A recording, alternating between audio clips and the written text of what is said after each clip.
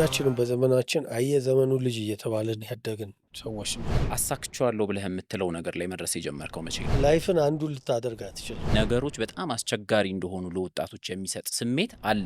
አሁን እኮ የሚሸጠው አቴንሽን። ቁም ነገር የሚያይ ሰው ጠፍቷል ወይ እስክትል ድረስ የምርጫ ችግር ውስጥ ይገባል። እኔ አለች ልሰቀል እየሄድኩ ነበር አለች። የዛሬ የኛ ጊዜ እንግዳችን የለዛ የሬዲዮ ፕሮግራም አዘጋጅ ብርሃኑ ድጋፌ ነው። 2 አስርት ዓመታትን በተጠጉ የሬዲዮ ፕሮግራሞቹና ለሙዚቃ ባለው የተለየ ፍቅር የሚታወቀው ብርሃኑ ራስን በእውቀትና በብቃት ስለማዘጋጀት በወጣቶች ወቅታዊ ፈተናና እድሎች እንዲሁም በሚዲያው ሰፊ ድርሻ ላይ በየኛ ጊዜያችን ቆንጆ ቆይታ አድርጓል። እናንተም ከኛ ጋር ተጋብዛችኋል። አዲስ አበባ ሜርሶ አይደለም እርግጠኛ የሰው ልጅ የራሱ አመለካከት ሀንገር አላቸው ይገርነሳላቸው ብዬ አስባለሁ። ጥረት ነው አሁን እኔ ከክፍለ ሀገር ነው የመጣሁት። ያሳድጋል። ለህልሞቼ ከላይ ልድረስ ቆይ ጠንክሬ ልስራ። የኛ ጊዜ አይደለም ለምን ብዬ ልፍራ? ስንፍናውን ለማሸነፍ ለህልሙ ሲነሳ የተፍ ተፈሬ መጣ በረከቱ በዛ። ያዘው ያዘው ያዘው በለው በለው በለው ያዘው ያዘው ያዘው በለው በለው በለው ናና በላው አመለጠ በላው አመለጠ በላው አመለጠ ነይ ነይ ሰዓቱ ደረሰ ሰዓቱ ደረሰ ሰዓቱ ደረሰ። ሰላም እንዴት ናችሁ? ያለነው የኛ ጊዜ ላይ ነው። ኮሆስቴ አመዩ የለችም። ቢሆንም ብቻችንን ደግሞ ጨዋታውን እናጋፍራለን። የዛሬ እንግዳችን የለዛ የሬዲዮ ፕሮግራም አዘጋጅ ብርሃኑ ድጋፌ ነው። በጣም ቆንጆ ቆይታ ይኖረናል። የትም እንዳትሄዱ። ሰዓቱ ደረሰ ሰዓቱ ደረሰ ሰዓቱ ደረሰ። ብርዬ ያለነው የኛ ጊዜ ላይ ነው። የትኛው ጊዜ? የኔ እናንተ ዘመን ብዙ ይከፈላል። ብዙ አይከፈልም። እንግዲህ አንተን እድሜ ባላቅ እኔን ካልኩሌት ማድረግ ይችላሉ። ግን የሚገርም አሁን የኛ ጊዜ እንደምትለው ለዛ ላይ የኮሌጆች ክፍለ ጊዜ አለ እና ሜጀር ይሄ እንደ ሳብ ፕሮግራም አለን። አሁን በአመት ውስጥ የተወሰነ ደቂቃ የተወሰነ ሳምንት 3 ሳምንት 4 ሳምንት በእኛ ጊዜ የሚል ሀሳብ እናነሳለን። በእኛ ጊዜ ምንድን ነው በተለያዩ የሀገሪቷ ክፍል ትምህርታቸውን በዩኒቨርሲቲ የተከታተሉ ሰዎች በእኛ ጊዜ ሐዋሳ ዩኒቨርሲቲ ምን የሚመስል ነበር፣ በእኛ ጊዜ ጅማ ዩኒቨርሲቲ፣ በእኛ ጊዜ ጎንደር፣ በእኛ ጊዜ አዲስ አበባ ዩኒቨርሲቲ።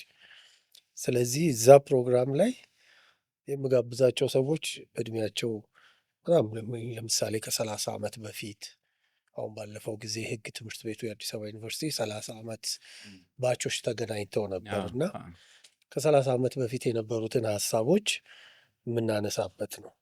አሁን የኛ ጊዜ ደግሞ ስትል አንተ የትኛውን ሀሳብ እንደምናነሳ እስቲ ለማወቅ ጓጉቻለሁ። የኛ ጊዜ አሁን በዚህ ወቅት በየትኛውም ጊዜ ሰው የራሱ ጊዜ አለው። ያንን ጊዜ በምን መልኩ እንጠቀመዋለን ነው። የሚመች ጊዜ፣ የምንችልበት ጊዜ፣ ገንዘብ ያለን ጊዜ፣ የተለያዩ አይነት ሁኔታዎች ውስጥ እንሆናለን። ግን ሁሉም ጊዜ የኛ ጊዜ ነው። እውነት እሱን ስለመጠቀም ነው የኛ ጊዜ። እውነት ብሬ የመጀመሪያ የሚዲያ ስራህን እንዴት ነበር የጀመርከው? አሁን እንግዲህ ወደኋላ ስትሄድ ማለት ነው እኔ ከልጅነቴ ጀምሮ ኢንተርቴንመንት ላይ ብዙ ምንድን ነው የሚባለው ኢንትረስቱ አለኝ፣ ፍላጎቱ አለኝ።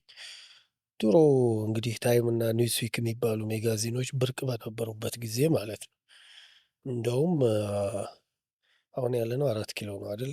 4 ኪሎ ጆሊ ባር እና ደግሞ ፒያሳ ሲኒማ ኢትዮጵያ ጋር መጽሔቶች ይሸጡ ነበር። አስታውሳለሁ። እዛ እንሄድና ታይም እና ኒውስዊክ እንገዛለን። ከዛ ደግሞ አባቴም የሚያመጣልኝ አለ። ከዛ ደግሞ ቡኮርነት የሚባል ቤት አለ፣ እዛ እንገዛለን። ግን ይሄ ምልህ በየጊዜው ይለያያል። መጀመሪያ ከአባቴ የማገኛቸው ሜጋዚኖች መጨረሻ ገጽ ላይ ታይምም ኒውስዊክም ላይ የሾቢዝ ነገሮች ይጻፋሉ። እነሱም በማንበብ ተጀመረ። ከዛ ያው እንደ ማንኛውም በእኔ እድሜ እንዳለ ሰው ሬዲዮ ፕሮግራሞች በጣም እከታተል ነበር። ያው ታላቁ ፊልም የሚባል ብቸኛው ፊልም ነበር። የቅዳሜ ማታችን አዎ ትልቁ ነገር ደግሞ ቅዳሜ ማታ ትልቅ ግጭት ነበር። ግጭቱ ምልህ ቅዳሜ ማታ ታላቁ ፊልም አለ። ከዛ ደግሞ ነፍስም ይማርና ታምራት አሰፋ የቅዳሜ ምሽት ሙዚቃ ዝግጅት ምርጥ ይህ የቅዳሜ ምሽት ምርጥ ሙዚቃ ዝግጅት ነው የሚል አለ። ሁለቱን አንዱን ሬዲዮ አድርገህ እዚህ ቴሌቪዥን እያየ ገብተዋል ትሰማም ታይም ይሄን ነበር። ያህል ይከፍልህ ነበር? አዎ ምክንያቱም ታላቁን ፊልም ደስ የሚልህ ታላቁ ፊልም አንድ ፊልም 8 ሊደገም ይችላል። ስለዚህ ሲደገም ችግር የለም። ስለ ወደ ሬዲዮ ታደላለህ ሬዲዮ ፊልሙ ታደላ- አዲስ ሲሆን። ስለዚህ ከዛ ጊዜ ጀምሮ የመጣ ነው ታሪኩ። ብናወራው ረጅም ጊዜ ይሆናል። ከዛም እንግዲህ ጋዜጣው መጣ፣ ሆሊውድ ፕሮፋይል የሚሉት ጋዜጦች። ከዛ እነዛ ላይ ሰራቸው በነበረው ስራዎች በተለይ ፕሮፋይል ላይ ጽፋቸው ኢንተርቪው ማድረጋቸው ከውጭ የሚመጡ ሰዎች ኢንተርቴንመንቱ ዘርፍ ላይ ያሉት ይሄ ሙቨርስ ኤንድ ሼከርስ የሚባሉት አለ አይደለም፣ አንቀሳቃሾቹ በተለያዩ አጋጣሚዎች ይመጣሉ። ከእነሱ ጋር ማደርጋቸውን ኢንተርቪዎች ሰሙ ነበር። ከዛ ጌታቸው ማን ጉዳይ ትልቅ የሬዲዮ ሰው ነው፣ የቴሌቪዥን ሰው ነው። እሱ ደወለልኝ። እንደዚህ እንደዚህ ሬዲዮ ጣቢያ ልንከፍት ሀሳብ አለን አለኝ።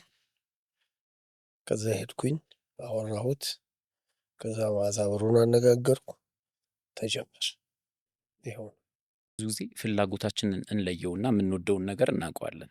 ብዙ ጊዜ ግን ወደ ስራ ለመቀየር ስናስብ እድሉን በአንድ አናገኘውም። ሶ አንተ እድሉን የፈጠርክበት አጋጣሚ ምንድን ነው? እኔ እድሉን ቢላዋን ስለተቀመጥና ስጋውን ስታገኝ ለመቁረጥ ቀጥታ ይቆርጣል። በጣም ይቆረጣል። ተዘጋጅተ ነበር። አይ እኔም እንደዚህ ይሆናልን ብዬ እንግዲህ የሬዲዮ ስቴሽን የመጀመሪያው የኤፍኤም ሬዲዮ ስቴሽን ሲመጣ ነው እንግዲህ 97 ላይ ጀመርነው። ያንን አታስበውም፣ ግን ሙዚቃ ሰማለው፣ ፊልሞች ያለው በጣም ብዙ ኮሌክሽን አለኝ። ኮሌክት አደርጋለሁ፣ ሰማለው፣ ራሴን አፕዴት አደርጋለሁ። ለዛ የሚጠቅሙኝን ጉዳዮች እከታተላለሁ። እንደዚህ እንደዚህ እያለ እድሉ ደግሞ ሲመጣ ወደዛ ሄደ ማለት ነው። ለመሰል አሁን የጠየቅኩ አሁን ያለንበት የኛው ዘመን ሞሮፍ የሶሻል ሚዲያ ዘመን ነው። አንድ ሰው ተነስቶ በጣም ብዙዎች ጋር በቀላሉ መድረስ ይችላል። በወቅቱ የነበረው ምናልባት እንዳልከው የሬዲዮ ጣቢያዎች ውስን ናቸው፣ ቴሌቪዥን ጣቢያዎች ውስን ናቸው። አቅም እንዳለህ የምታሳይበት አጋጣሚ በጣም ያነሰበት ጊዜ ላይ ነው። ሰው ብዙ እንደዛ የሚሰራ ስለሌለ ሊሆን ይችላል በጊዜው መዝናኛ ላይ ብቻ ተኩሮ መዝናኛ ላይ እንጂ ለመደመጥምና ለመታየትም እኮ አንድ ሬዲዮ ስቴሽን አንድ ቴሌቪዥን ጣቢያ የነበሩበት ጊዜ ነው። ስለዚህ አሁን ብዙ ቻሌንጆች አሉ። ሶሻል ሚዲያው አለ፣ ብዙ ሬዲዮ ስቴሽኖች አሉ፣ ብዙ ቲቪ ስቴሽኖች አሉ። ኮምፒቲሽኑ ሀይ ነው። ያኔ ግን ምንድን ነው ሰው አንድ ኤፍኤም ስቴሽን ነው ያለው፣ ሰዓቱን ጠብቆ ይሰማሃል። ቢደብረው ሽፍት የሚያደርግበት ሌላ አማራጭ ስላልነበረው ለመደመጡም ለመታየቱም ትልቅ አድቫንቴጅ ነበረው። ግን በዚህ ደግሞ እኔ በራሴ በግሌ የማውቀው አንድ ሬዲዮ ስቴሽን ነው እና ያለው በዛ የኤፍኤም ስቴሽን ላይ ማቀርባቸው ፕሮግራሞች አረረም መረረም ማንም ይሰማኛል ብዬ አልነበረም የምሰራው።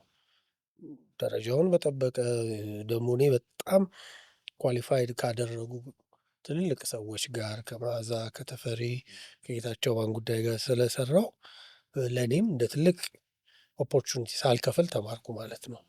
ስለዚህ አዎ ኮምፒቲሽኑ አለ፣ ግን ያኔ የነበረውና አሁን ያለው አሁን እኮ ብዙ ኤክስፖዠር አለ። አሁን እኮ ስልክህም ሚዲያ ነው። ብዙ ጊዜ እድሎች ይመጣሉ። ከዛ የምንወደው ነገር ነው። አንተ ደግሞ ብዙ ጊዜ ለፍተህበታል። የሆነ ሞመንት አለ፣ የሆነን ስራ እየሰራ ነው አይኑ እዚህ ጋር እኔ አልገባም ወይም ደግሞ ይሄ የኔ ነገር አይደለም የሚል ስሜት ተሰምቶ ያውቃል? ወይም ደግሞ በጣም ተስፋ አስቆራጭ ነገር ይህንን ስራ ለማቆም? እኔ እንደ ስራ ቆጥር አላውቅም። የምወደውን ነገር ነው የምሰራው። ከልጅነቴ ጀምሮ የኖርኩበትን የጣርኩበትን ሪሰርች ያደረኩበትን ጉዳዮች ነው የምሰራው። ስለዚህ እኔ እንደ ስራ አልቆጥረውም። እኔ ኤቭሪዴ ሬዲዮ ስቴሽን እሄዳለሁ ከአርብና እሁድ በስተቀር ሁሉም እንደውም ሰኞ 2 አለኝ ፕሮግራሞች አሉኝ። ግን በቃ በጣም ደስተኛ ሆኜ ነው የምሄደው። በጣም ሁልጊዜም ምን ጊዜም 6:45 ለምጀምረው ፕሮግራም እኔ 4 ሰዓት ሸገር ነኝ። ለምን ብትለኝ ሙዴን አስተካክዬ መንገድ ላይ ስትሄድ የሆነ ዲስተርብ ሊያደርግ አሁን መኪና ብትጋጭ አይበለው ከሰው ጋር እንደው አንዱ ሰው እንትን ቢለክፍህ ጥሩ ነገር ባይናገር ሙድ ሳይስተካከል ላለመግባት ማለት ነው። ስለዚህ ሄጄ እኔ እገባለሁ፣ ቡናዬን እጠጣለሁ፣ አወራለሁ፣ ቀድሜ እዘጋጃለሁ። ከዛ ፕሮግራም ይሰራል። እኔ ሬዲዮ በመስራቴ አንድም ቀን ተጸጽቼ እድለኛ ነው። የእውነት በጣም ደግሞ ይሄ እድለኛ እንትን አይደለም፣ መታበያ አይደለም። የእውነቱን ነው የምነግርህ። እድለኛ ነኝ። የምወደውን ነገር ነው መሰራው። ይሄ ነው እንግዲህ እድል ስትለኝ ብዙ ጊዜ እድል ይመጣል። አንተ እንዳልከው ደግሞ በጣም ተዘጋጅቶ የጠበቀው ሰው ቆርጦ ይበላል። አት ደ ሴም ታይም ደግሞ ብዙ ጊዜ ሰዎች ስኬትን በተለያየ አይነት መንገድ ይፈልጉታል። አሁን አንተ የምትወደውን ነገር መስራት ደስተኛ አድርጎሃል። ሶ አሳክቼዋለሁ ብለህ የምትለው ነገር ላይ መድረስ የጀመርከው መቼ ነው? ምኑ ተጀመረ? ስኬት ራሱ ያ በነገራችን ላይ ስኬት አንጻራዊ ነው። ና እሱም ላይ እንሂድበት። ስኬት ምንድን ነው ለአንተ? ስኬት ምንድን ያ ነው? አንጻራዊ ነው። ያ ስኬታማስ የምትለው ምን ስትሰራ ነው? ለማን? ስኬት በጣም አንጻራዊ ነው። ስለዚህ እሱ የራሱ ዴፊኔሽን ወይም ትርጓሜ አለው። ሰው ግን የሚወደውን ነገር እየሰራ ጎል ያስቀምጣል፣ መድረስ የሚገባበትን ነገር ይደርሳል። እኔ የራሴ ሬዲዮ ፕሮግራም እንዲኖረኝ ይፈልግ ነበር። ራሴ ሬዲዮ ፕሮግራም አለኝ። በቴሌቪዥን የማያቸው የውጭ ፕሮግራሞች አሉ።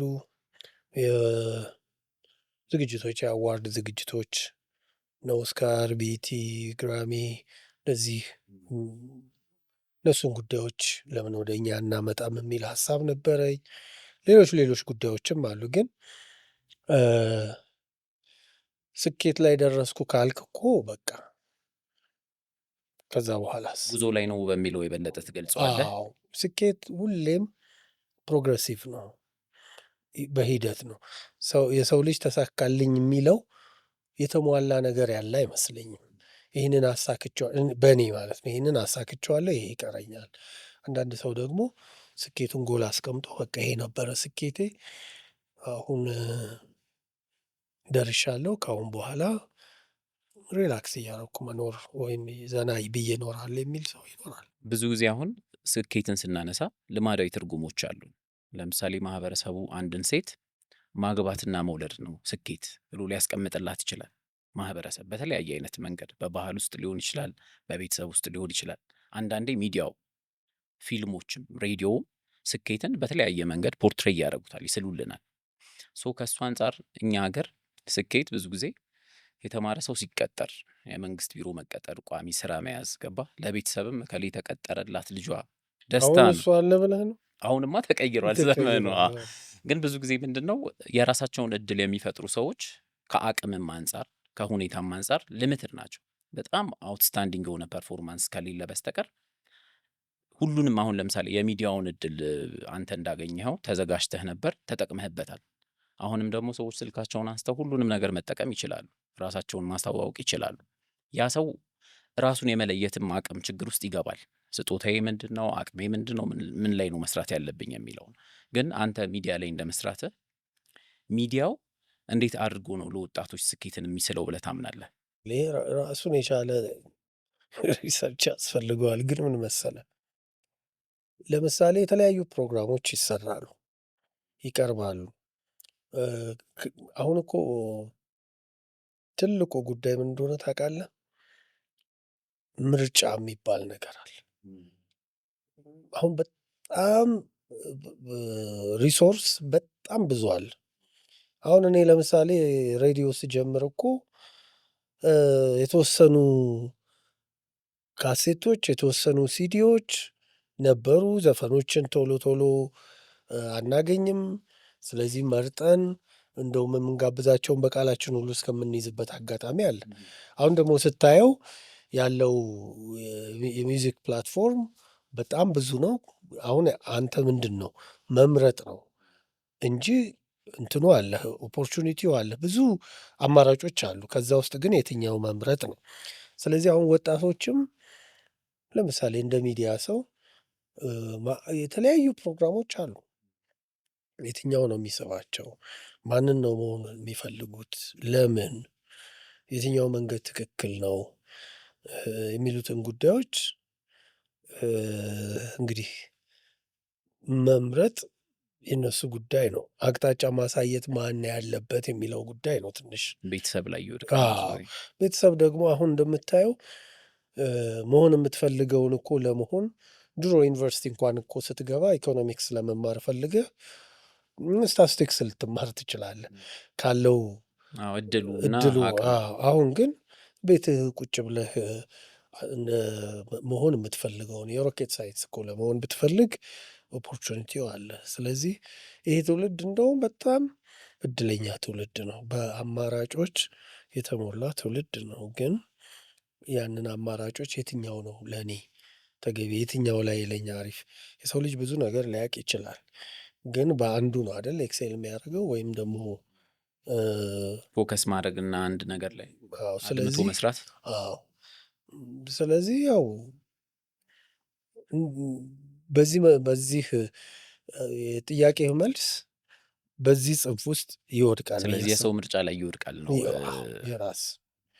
ግን ሚዲያ ደግሞ በራሱ ሚዲያ አሁን ለምሳሌ ከሶሻል ሚዲያው ውጪ ሜይንስትሪም ሚዲያው ኃላፊነት አለበት። የሚያሰራጫቸው ሙዚቃዎች፣ ፊልሞች፣ ዜናዎች የሚያከብራቸው ትልልቅ ሰዎች ህፃናቱን ይሰራሉ። ቅድም እንዳልከው ቤተሰብ የፈለገውን አይነት ትኩረት ቢሰጥ ለልጁ ሚዲያ ደግሞ የሚያግዝ አቅም አለው።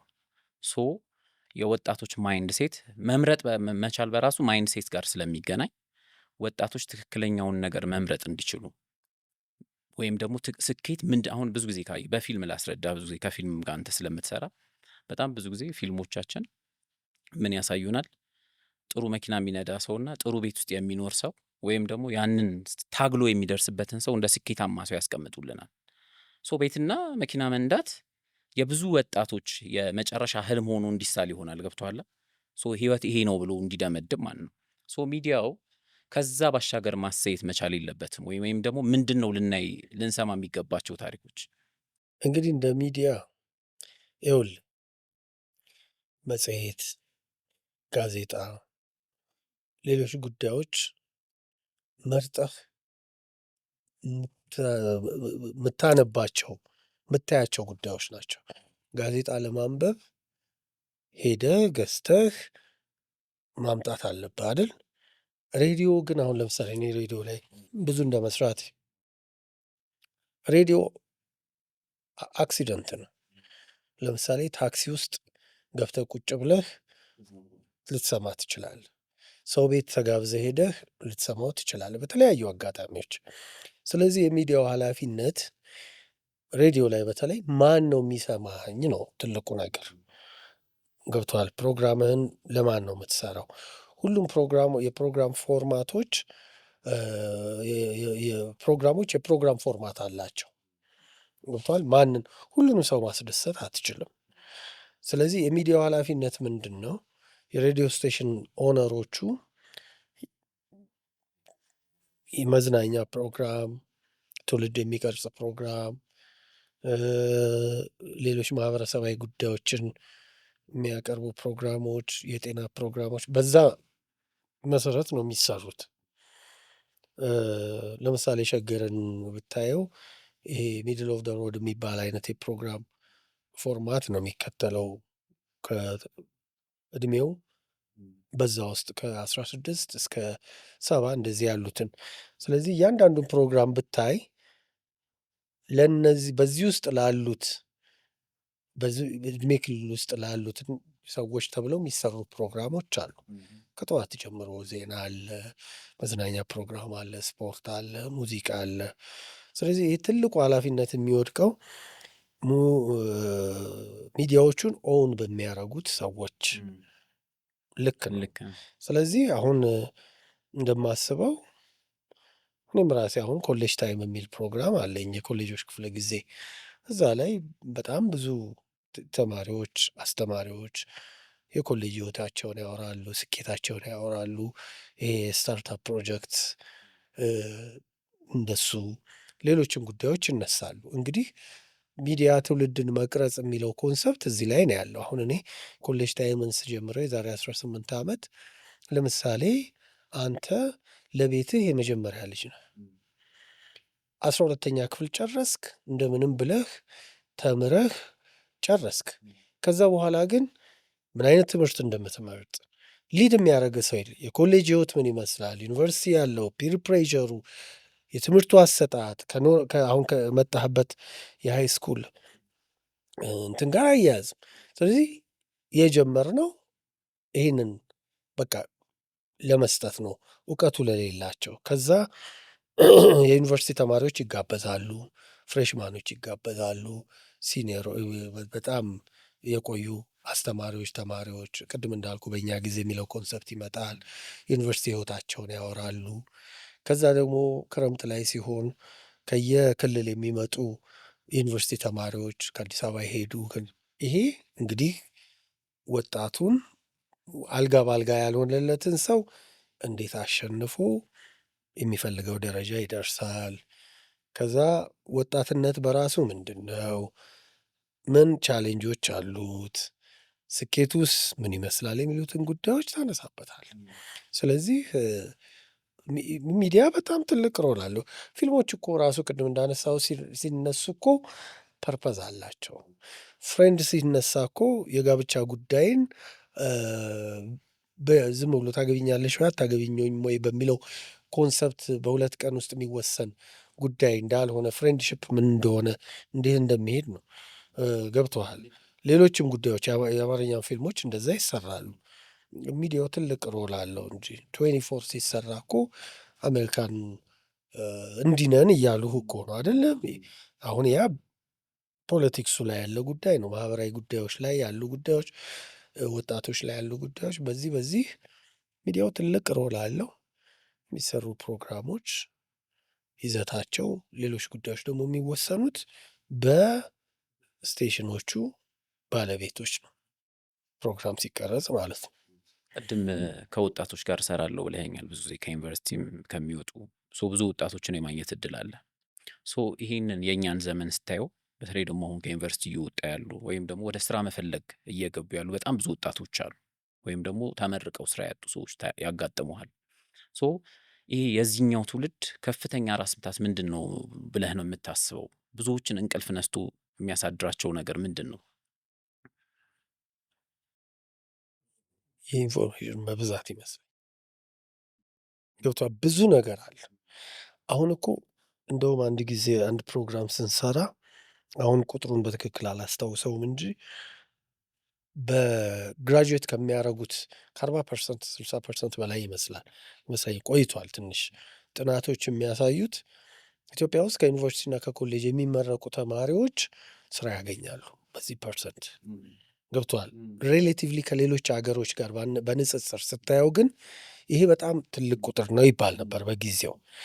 አሁን እኮ ስራ መፈለግ አይደለም መፍጠር ላይ ነው መምጣት ያለብህ። ገብቷል። ስራ ይፈጠራል። አሁን የኤአይ ዘመን ነን አይደለም? እንደውም ይሄኛው ጄኔሬሽን ምን ይባላል መሰለ፣ ከሶሻል ሚዲያ ውጭ ሊኖር የማይችል የመጀመሪያው ጄኔሬሽን የሚባለው ይሄኛው ጄኔሬሽን ቤዚክ ኒድ ተጨመረልን። ግን አሁን ለምሳሌ እንደሚባለው ኤአይ ብዙ ቴክኖሎጂዎችን በኤአይ የተነሳ ብዙ ሰዎች ስራ ፈት ይሆናሉ ይባላል። ከዛ በላይ ደግሞ ኤአይ ብዙ እንደውም ስንት ነው ቁጥሩን ባለሳሳት ከ50 ምናምን ሺህ ከ40 ምናምን ሺህ በላይ ስራዎችን ከስራ ውጭ ያደርጋል። ግን ከ50 ምናምን ሺህ በላይ ደግሞ ስራዎችን ይፈጥራል እየተባለ ነው የሚጠበቀው። ገብቶሃል? ስለዚህ ቻሌንጁ ምንድን ነው? መምረጥ። በጣም ብዙ ኢንፎርሜሽኖች አሉ፣ አማራጮች አሉ።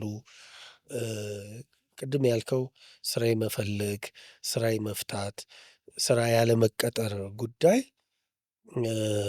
አሁን እንደ ችግር የሚታይበት ጊዜ ላይ አይደለንም ብዬ አስባለሁ። ምክንያቱም ዘመኑ ያስገድድሃል። ድሮ አንተ ሲቪህን ጽፈህ 20 ኮፒ አዘጋጅተህ 20 ድርጅት ላይ ትሰራለህ። አሁን ግን በስልክ ቁጭ ብለህ ለ10 ምናምን ድርጅቶች መላክ ትችላለህ። እኔ ጋር የሚመጡ ከነበሩ ልጆች መካከል እዚህ አዲስ አበባ ውስጥ ሆነው ብራዚል፣ ሲንጋፖር ስራ የሚሰሩ ልጆች ነበሩ። አይተዋወቁም፣ በኦንላይን ማለት ነው። ራሳቸው በፈጠሩት ኮኔክሽን ማለት ነው። በስልካቸው በላፕቶፓቸው ገብተዋል ማኔጅ ማድረግ ነው ትልቁ ችግር። ያሉትን የመጡትን ነገሮች ማኔጅ ማድረግና የመምረጥ ጉዳይ ነው ትልቁ ቻሌንጅ እንጂ ስራ የመፈለግ ስራ የማጣት ከስራ ውጭ የመሆን ጉዳዮች አሁን በቃ እንደ ግዴታ አንተም ባትፈልግ አሁን ስራ የመቀጠር እኮ ሂደቱ በጣም እያነሰ እያጠረ ነው የሚሄደው። ስራ መቀጠር ሳይሆን ስራ መፍጠር፣ መፈለግ ሳይሆን መፍጠር የሚለው ኮንሰፕት ለዚህ ነው አይደል? አሁን ከቅርብ ጊዜ ወዲህ ስታርታፕ የሚባሉ ፕሮጀክቶች በጣም እየበዙ የመጡት። ስለዚህ ሀሳብ ይኖርሃል፣ እቅድ ይኖርሃል፣ ያንን ተግባራዊ ታደርጋለህ፣ ገንዘብ ሜክ ታደርጋለህ። ለምሳሌ በምን ላስቀምጥልህ መሰለህ? ትልልቅ ድርጅቶች የምትላቸው እነ ኮካ ኮላ ወይ ሌሎቹ በዓለም አቀፍ ደረጃ ትልቅ የተባሉ ድርጅቶች በቢሊየነር ተርታ ውስጥ ለመግባት እኮ በጣም ብዙ ዓመታት ፈጅቶባቸው ሊሆን ይችላል። ወይም እንትን አሁን ግን የዲጂታል ዘመን አይደለም። አሁን ማን ያቸው አሊባባን ያቸው ሌሎቹንም ያቸው ገብተዋል። እነሱ በአጭር ጊዜ ውስጥ ራሳቸውን ስራ ፈጥሮ አይደለም ራሱን መልታይ ሚሊዮነር ተርታ ውስጥ የገባው። ስለዚህ የመፍጠር ስራ የመፍጠር እንጂ የመፈለግ አይደለም። ሊቀጠር ሄዶ እኮ ሪጀክት ተደርጓል አይደል? ስለዚህ ትልቁ ነገር የሚፈልጉትን ማወቅ። የሚገርመው በጣም ብዙ ጊዜ የትልልቅ ነገሮች ፈጣሪዎች ብዙ ጊዜ ሪጀክት የተደረጉ ሰዎች ናቸው። አሁን እኮ ሶሻል ኤንተርፕረነር የሚለውንም ኮንሰፕት እኮ የሚመጣው እኮ ብዙ ጊዜ ሶሻል አንተርፕረነሮች የሶሳይቲው ችግር ፈቺዎች ናቸው። አንተ ችግር ይገጥምህና ያንን ችግር ለመፍታት ብለህ የምታስበው የምትፈጥረው ነገር ስራ ነው፣ አለቀ። ስለዚህ አሁን ትልቁ ቻሌንጅ የሚፈልጉትን ማወቅ፣ ምርጫን ማስተካከል፣ የተሰጠንን ኦፖርቹኒቲ በአግባቡ መጠቀም፣ ራስን ለብዙ ነገር ማዘጋጀት። ይህ ትልቁ ቻሌንጅ ያ ይመስለኛል። እንዳልከው እነ ጃክማ ከስራ ጠባቂነት ወይም ስራ ከፍለጋ ወጥተው ትልልቅ ስኬት ላይ ደርሰዋል። ያ ማይንድሴት ሽፍት የራስን ስራ ወደ መጀመር መሄድ ልዩነቱ ምንድን ነው? ስራን የሚጠብቁ ሰዎች አሉ። አት ሴም ታይም ደግሞ ስራን ደግሞ መፍጠር አለብኝ ብለው የሚያምኑ ሰዎች አሉ። ይሄ ከልጅነት ጀምሮ የሚሰራ ነገር ሊሆን ይችላል። ኮሌጅ ያለ ማይንድ ሴት ይሆናል። አንዳንድ ሰዎች ገና ሲማሩ ጀምሮ አይኔ ወጥቼ እንደዚህ አይነት መንገድ ሄጄ ይህንን የራሴን ስራ መፍጠር እችላለሁ ብለው ያምናሉ። አንዳንዶች ደግሞ ለቅጥር ብቻ ራሳቸውን ያዘጋጃሉ። እንዳልከው ደግሞ ዘመኑ ስራዎች በቴክኖሎጂ በጣም እየተተኩ ነው፣ ኤአይን ጨምሮ። እሷን ማይንድሴት ሽፍት እንዴት ነው መፍጠር የምንችለውና አንድ ላይ ደግሞ ሚዲያው ምንድን ነው ማድረግ ያለበት ከዚህ ማይንድሴት ሽፍት ጋር በተያያዘ? ሁሉን ነገር አሁን በዚህ ዘመን ሁሉን ነገር ወደ ሚዲያው መግፋት፣ ሚዲያው የራሱ ሮል አለው። ትክክለኛ ነው እንዳልኩ የተለያዩ ፕሮግራሞችን መስራት አለበት። አዎ፣ ግን እኔ ማይንድ ሴት መሰራት አለበት ምለው ብዙም ጊዜ ደግሞ ይሄ የቅድመ ልጅነት ይሄ ኤርሊ ቻይልድሁድ ኤዱኬሽን ላይ የሚሰሩ ኤክስፐርቶች እንደሚያወሩት ከሆነ መሰራት ያለበት ከልጆች ነው። ገብቷል? ከልጆች እንደውም አንድ ጽሁፍ ነበር። ከሞፈርም ቢንያም ገብረ ኢየሱስ ይባላል። ከሞፈርም ከሰይፍም ያላዳንን የትምህርት ፖሊሲያችን የሚል አለ እና አንድ ደግሞ በትክክል አርስቱን ባላስታውስም ህፃናትን የናቀች አገር የሚል አይነት ነገር ልጆች ላይ ነው የሚሰራው። ይኸውልህ ዩኒቨርሲቲማ እነዚህ ኤክስፐርቶች እንደሚያወሩት እስከ 7 ዓመት ነው ልጅ የሚሰራው ይላሉ። እስከ 12 ዓመት ይጠነክራል ይባላል። ከዛ በኋላ ልስበርህም ላቃናህም አይሰራም ነው የሚባለው። ይሄ የኤክስፐርቶቹ ወሬ ነው። ለምሳሌ ዩኒቨርሲቲ ውስጥ ገብቶ አንድ ሰሞን ዩኒቨርሲቲ ውስጥ አመጾች፣ ግጭቶች የነበሩ በጣም ኬዎስ ነበር አይደል? ያን ጊዜ ነው ይሄንን ፕሮግራም ከዚህ ልጅ ኤርሊ ቻይልድሁድ ኤዱኬሽን ላይ እየሰራ ነው። አሁን ፒኤችዲውን ሊሰራ ሄዷል። እሱ ሲያወራ ከልጅነት ከህፃናቶች ላይ ተሰርተው ተቀርጸው ስላልሄዱ ነው ይላል። ገብቷል። መሰራት ካለበት ኬጂ ላይ ነው መሰራት ያለበት። ኤርሊ ቻይልድሁድ ኤዱኬሽን ላይ ነው መሰራት ያለበት።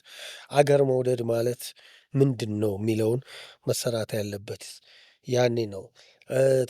አሁን እኮ የዛሬ 5 ዓመትና 10 ዓመት ክላስ ውስጥ ቁጭ ብሎ የሚማር ተማሪ ኤክስፔክት እንዳታረግ። የኤአይ ዘመን ነው አሁን። ከቤቱ የሚሰራውና ከቤቱ የሚማረው ይበዛል። ትምህርት ይኸውልህ አሁን የመጣውን ቴክኖሎጂ ልንገርህ። ትምህርት ቤት ውስጥ የምትማረውን ትምህርት ቤት ውስጥ ኤአይ ይሰጥሃል እንደ ሰው ማለት ነው።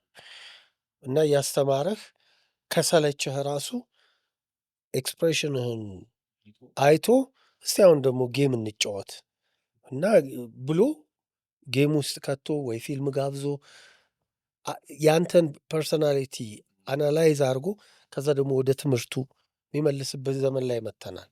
ገብቶሃል? ትምህርት እዚህ ደረጃ ላይ ይደርሳል። ከዚህም ያለፈ ይሆናል። ከአሁኑ ልጆቻችንን የሚወለዱ ልጆችንም ያሉ ልጆችንም ለሚቀጥለው ጄኔሬሽን የኤአይ ጄኔሬሽን ምንድነው አድቫንቴጁ፣ ምንድነው ዲስአድቫንቴጁ፣ ምንድነው ጥሩ ጎኑ፣ ምንድነው መጥፎ ጎኑ? ኤአይ እኮ ልክ እንደ ኮቪድ ኮቪድ በጣም ብዙ ሰው ተቀይሮበታል። አዎ ብዙ ሰው ህይወቱን አጥቶበታል። በሽታው በዓለም ላይ ኬዎስን ፈጥሯል። አዲስ የስራ ልምዶችን፣ አዲስ የትምህርት አሰጣጥ ልምዶችን፣ መንገዶችን ደግሞ ፈጥሯል። ስራዎችን ፈጥሯል። በኮቪድ ጊዜ ቤቱ ቁጭ ብሎ የሚሰራው ሲያጣ ስራ ፈጥሮ እኮ መልታይ ሚሊዮነር የሆነ ሰው ቲክቶከሩን ይሄ የሚለው ቲክቶከር እሱ አሁን በዛ ጊዜ የተፈጠረ ሰው ነው። በፖዚቲቭ ነገር ካየኸው የሚመጡትን አድቫንቴጆች በአግባቡ መጠቀም ነው። ሌሎችም ደግሞ የሆነ ቀመር ሰርተው ፎርሙላ የሰሩ ሰዎች ሊኖሩ ይችላሉ። አዲስ ቴክኖሎጂ ያበለጸጉ ሰዎች ሊኖሩ ይችላሉ። ትልቁ ነገር መሰራት ካለበት ታዳጊዎች ህፃናት ላይ ነው። የመጀመሪያው አስተማሪ የሚባለው ቤተሰብ ነው፣ ወላጅ ነው። ከዛ ነው ልጆቻችንን ወደ ትምህርት ቤት የምንልከው። ከዛ ጊዜ ጀምሮ መሰራት አለበት። ሚዲያው የበኩሉን አስተዋጽኦ ያደርጋል። ግን ደግሞ አሁን እውነት ስንቱ ያንግ ጄኔሬሽን ሬዲዮ ያዳምጣል፣ ቴሌቪዥን ያያል? ድሮ እኮ አንድ መጽሐፍ ለማንበብ በእኔ በማውቀው እንግዲህ ፊክሽን ልቦለድ፣ በተለይ የሀገር ውስጥ የውጭ ልቦለድ እኮ አታገኝም ሲጀመር። አንዷን ካገኘሃት ለ4 ተዋውሰ ነው። ለምሳሌ ስቴዲዮም ጋር አሁን 7 ዴይስ አድቬንቲስት አለ። እዛ ስር የሆነች እንደ ጎጆ ቤት ያለች ቡክስቶር ትንሽዬ ቤት ሰውየውም ያነባል፣ የሚያከራዩት አሁን ትልቅ ሰው ሆነዋል አሉኝ። እዛ እኮ ሄደህ በቀን 20 ሳንቲም እና 10 ሳንቲም ትከራይ ነበር መጽሐፍ።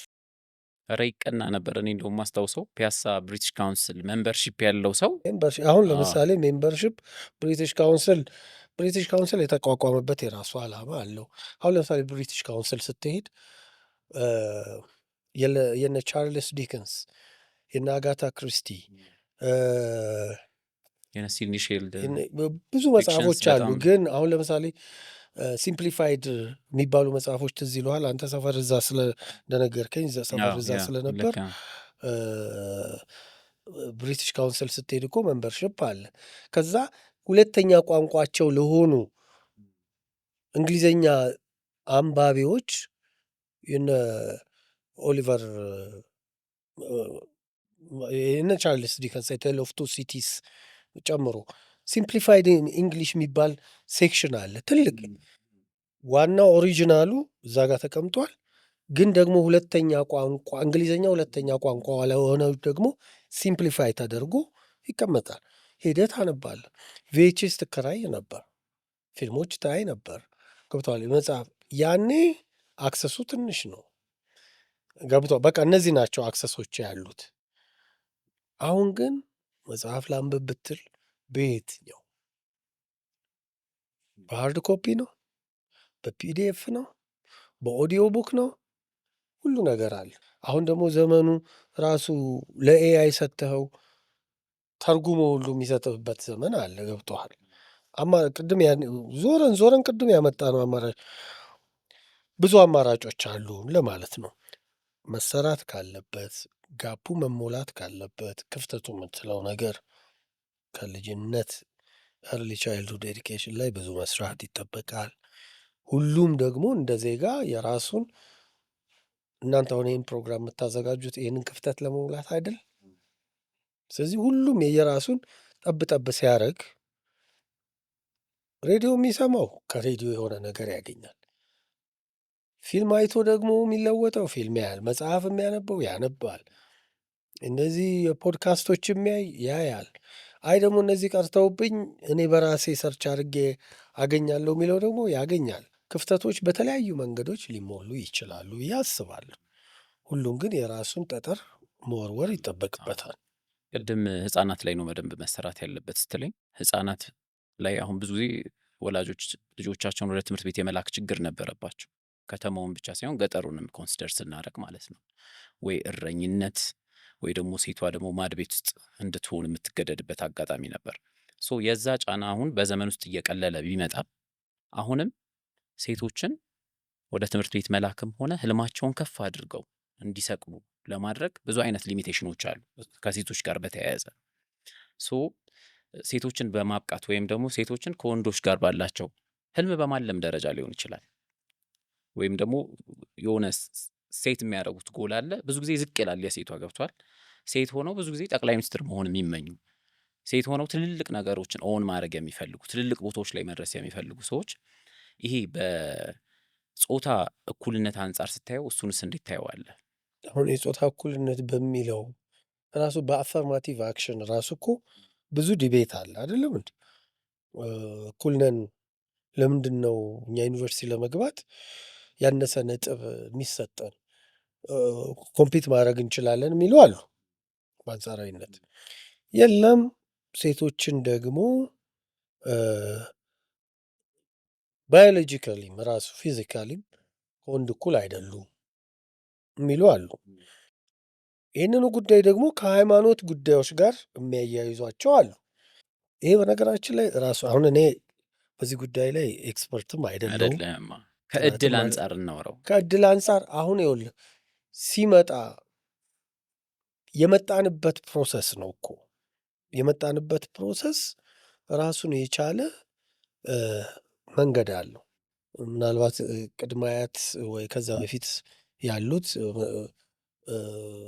ዘመዶቻችን ለምሳሌ ቅድመ አያት ባላቸውን እጅ አስታጥበው እግር አጥበው እራት አቅርበው እባክዎ ይብሉ አንቱ ብለው ሲያስተናግዷቸው የነበረበት ዘመን አለ።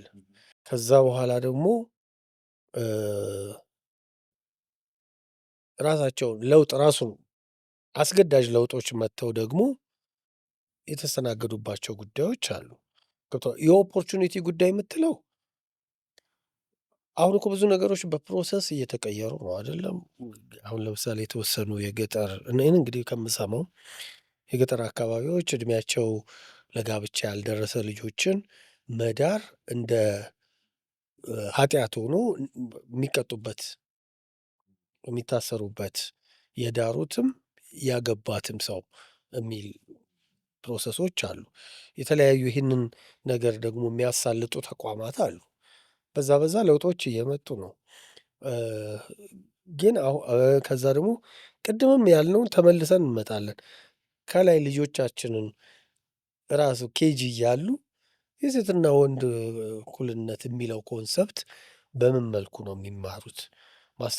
በነገራችን ላይ በእኔ እምነት እንደዚህ አይነት ጉዳዮች መያያዝ ያለባቸው ከሀገራችን ነባራዊ ሁኔታዎች ጉዳይ ነው። ገብቶሃል? ከሀገራችን ነባራዊ ሁኔታ ከዛ ደግሞ ትክክለኛው መንገድ የቱ ነው የሚለውን ጉዳይ ማሰብ አለ።